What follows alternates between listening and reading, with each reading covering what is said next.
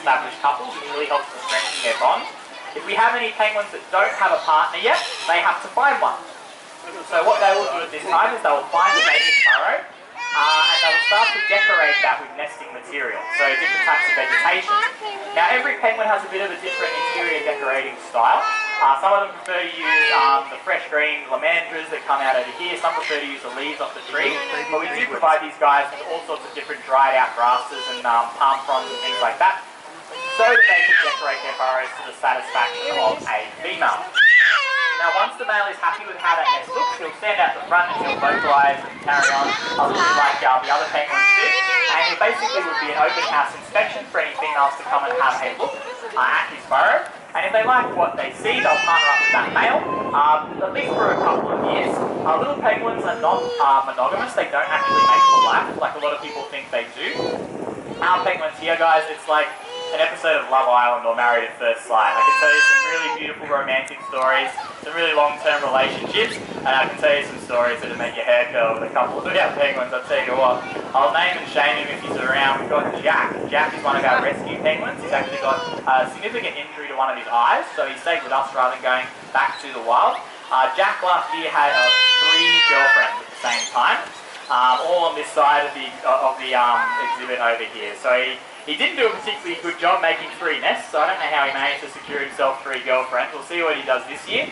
But on the flip side, we've got some couples. We've got Cornelius up here. He's been with his partner Dot for about 6 years now. So we have some that do tend to stay in their long-term relationships. Now, in the wild, what will often happen is they will stay with a partner for a few years and then they will swap and look for another partner.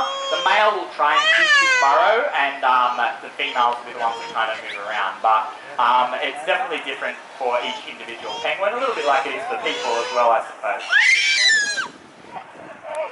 Now, once they have partnered up and they have come together, they will forward and they will lay some eggs. So little penguins lay 2 eggs at a time. So mum and dad take it in turns incubating those eggs. So basically, while one is out fishing, the other one will stay at home looking after the eggs. They'll incubate them for about 36 days until they hatch. Now once they hatch out, the little penguins that hatch don't look much like their parents whatsoever. They're covered in a brown fluffy feather known as a down feather, and they basically look like little baby chickens. So they are completely dependent on their parents at this point for food, for warmth, for safety, but they do grow up very, very fast. In fact, by 6 to 8 weeks of age, they're more or less fully grown and look very similar to their parents, and they're ready to head out for their first swim.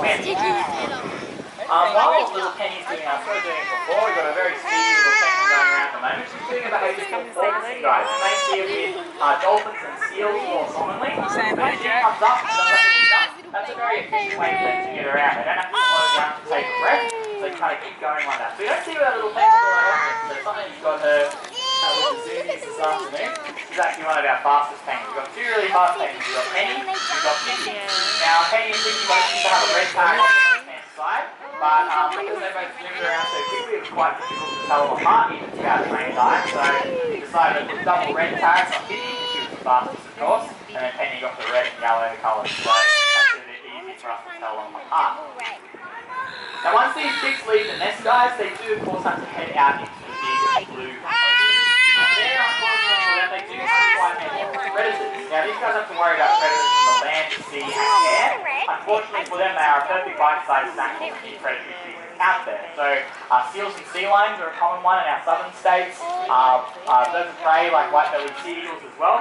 Tasmanian devils will predate on these guys in the offshore islands down in Tasmania. But the biggest ones we've got to worry about are introduced predators. So those are dogs, cats, foxes and rats. And unfortunately, foxes in particular have caused near extinctions of little penguins in many places throughout Australia.